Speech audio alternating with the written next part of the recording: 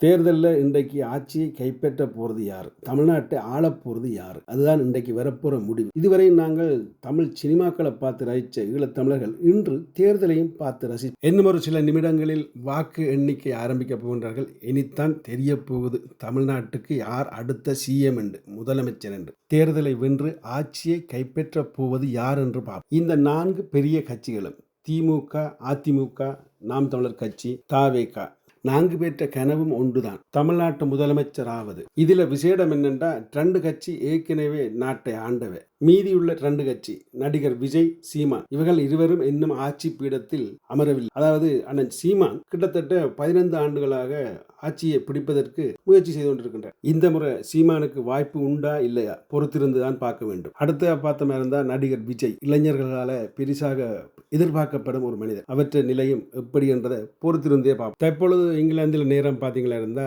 4:15. அதே மாதிரி தமிழ்நாட்டில் பார்த்தீங்களா இருந்தா 7:48. உங்களை போல நானும் இந்த விடையை பார்ப்பதற்கு எதிர்பார்த்து காத்திருக்கிறேன். பொறுத்திருப்போம். இன்னும் ஒரு 10 நிமிடங்களில் தபால் வாக்குகள் எண்ணப்பட போகின்றது. பொறுத்திருந்து பார்ப்போம். தொடர்ந்து இணைந்திருங்கள். உங்களுக்காக லைஃப்ல உடனுக்குடன் செய்திகள் வழங்கப்படும். யார் வெற்றி பெற்றார் என்று அறியும் வரை.